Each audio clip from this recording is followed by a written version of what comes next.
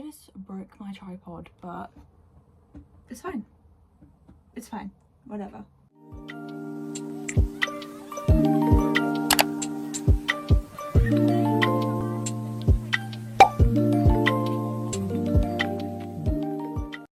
Okay.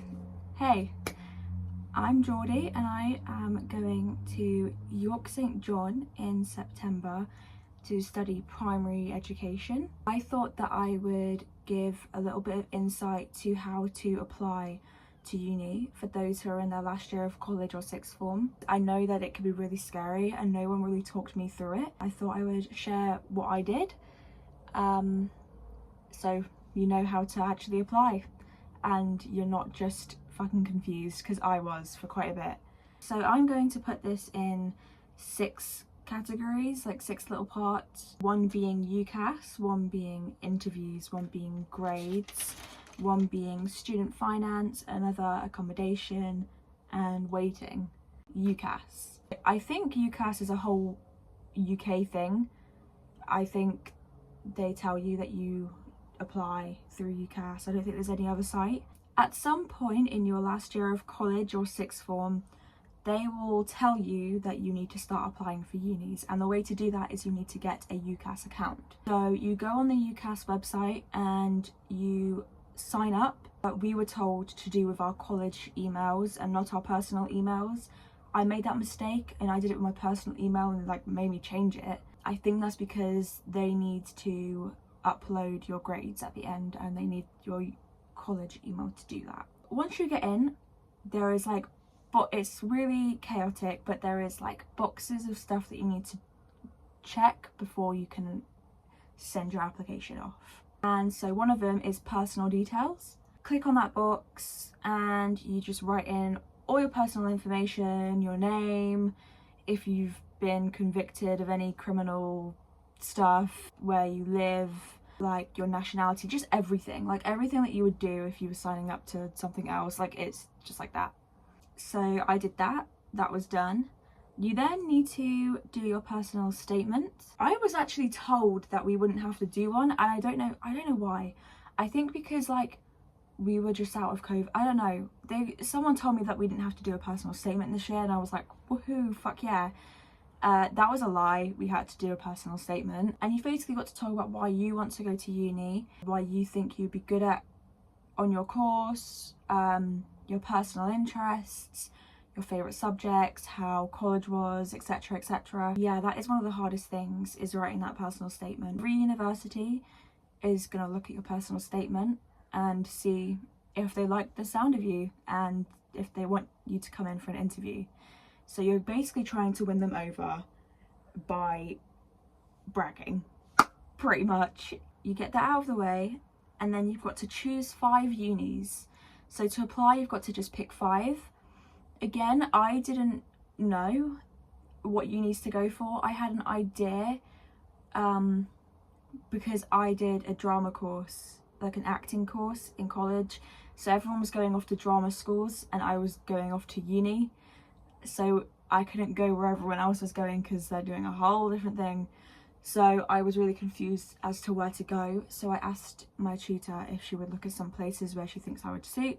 So she picked those 5 unis. Once you pick all 5, you have to go and send your application, which you have to pay for, by the way. So I think it was £28 something, £28.50. I'm not too sure why you have to pay for that actually, but you have to. So I paid for it, and then that all goes. It's done. No more applying for shit until later on. But yeah, then you've just got to wait for the unis to be like, hey, we want you to come in for an interview. And mine took a few weeks. I think it was like 2 weeks after I'd applied. I started getting emails back saying, hey, you've got an interview at York St John at blah blah blah.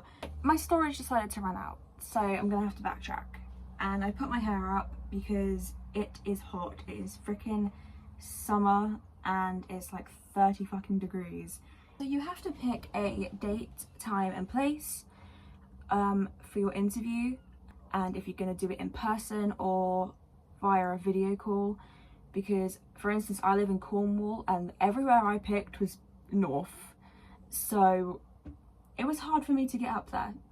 So I think some of them I decided to do video calls, and some of them I was lucky enough to get driven to go over there and do my interview. And if you are doing that, I recommend hitting them all at once, because I live in Cornwall, so I went up to York, down to Chester the next day, and then like down to Winchester and then back home. I like zigzagged across. They will usually give you a tour of the university after you're done.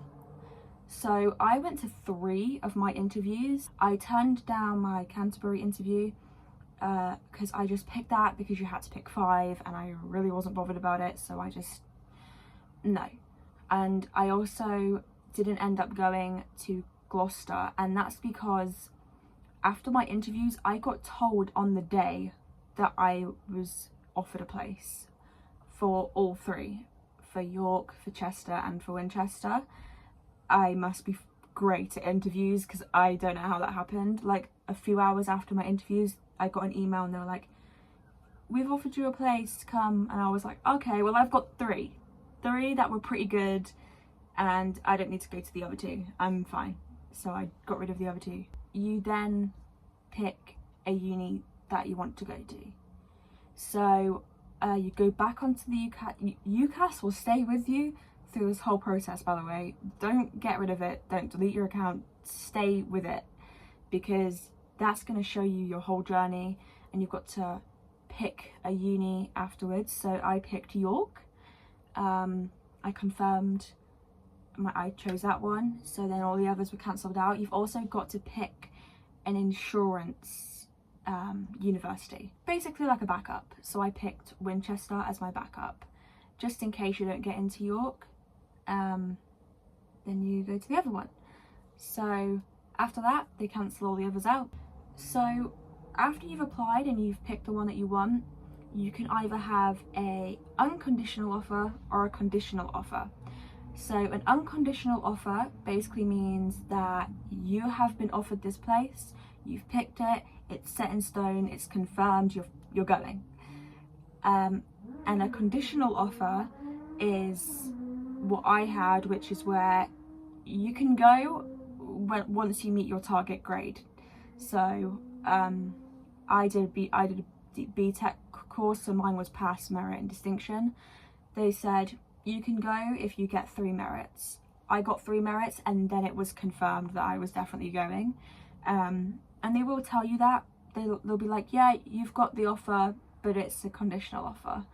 And it's all on the UCAS website, so check it out. So once your offer is confirmed and you are going, start applying for student finance.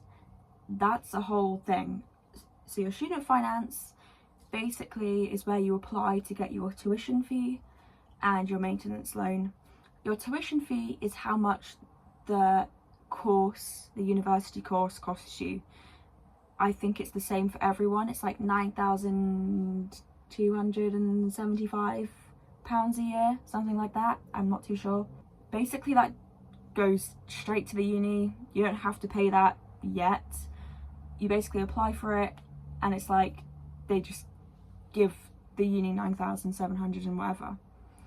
So you never see that money, but you do have to apply for your tuition fees. You don't have to start paying that back until after you've left uni and you're making a decent amount in wages. I think it's now over 25 grand or something, which actually isn't a lot, and I don't think you should be paying back your loan on 25k. You also have to apply for your maintenance loan. That's really important.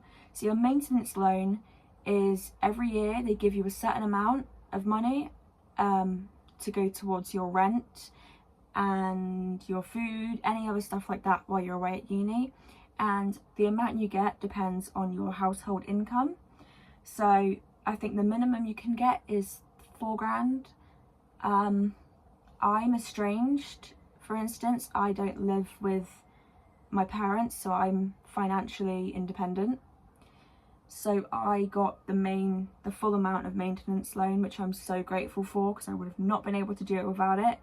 I think I got £10,000 in maintenance fees, and my rent for the year is like £8,000. So after all that's paid, I'm left with £2,000 for the whole year. The maintenance loan comes in 3 sections. So from like September to January you get a certain amount, and then in January to April you get another load, then from April to July you get the last chunk of the loan. Yeah, that's all I can really give you for student finance. The next thing that you have to do is you have to pick an accommodation. I went through the university website. You could go independently, but I went through the uni website because they have a whole list of accommodation.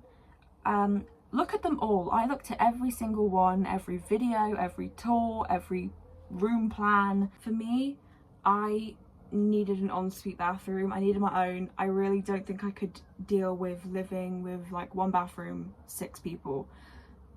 Not for me. So I picked ensuite rooms. You have to pick your top 3 places. So when you've decided which ones you would fancy, you pick 3, and then the uni tell you which one you got into, and if you didn't get into those 3, they'll send you another 3 to look at and pick one from there. You've got to pay, well for me I had to pay a deposit down of £99. They'll tell you how much your rent is, and then you've got to sign a tenancy agreement, fill out all your personal details, all of the stuff that you have to agree to live there, things like that, and then your accommodation is sorted. And then it's just waiting until you go, because all of that for me got sorted in June actually. Everything was sorted in June, and I didn't go till September, and I'd finished college. It was out of the way. I had 4 months to prepare to go, so all I'm gonna say is work your ass off during that summer. I am currently doing that. I'm working like a bitch to save as much money as possible, because you're gonna have to buy things for your flat that you didn't even think of. You've not just got a bedroom that you've got to buy for, you've got a bathroom and a kitchen. All your kitchen stuff is crazy. I didn't think about like tin openers and like grater, like it did not come in my mind. So save as much money as possible. I also consider opening a student current account, but I think I'm going to talk about that in a separate video because that's also really confusing.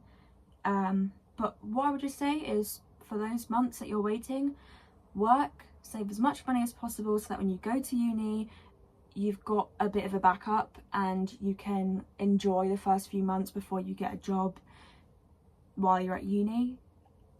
And yeah, that's basically your application process, and that's how you get into uni. So I hope you liked that video, and I hope it was helpful, because I wasn't told shit when I was in my last year of college. I was really confused. Everyone was just doing their shit, applying, and I was like, whoa, what are you doing? I don't know. But yeah, that is basically how I applied to uni, and how you can if you're thinking of going to uni. If you have any questions about uni, just comment them, and then I'll be happy to share them and answer them as best as I can. I don't know if this video made any sense. I'm a very fast talker, but I tried to help as much as I can and tell you my experience of signing up. But yeah, thank you for watching this video. Goodbye.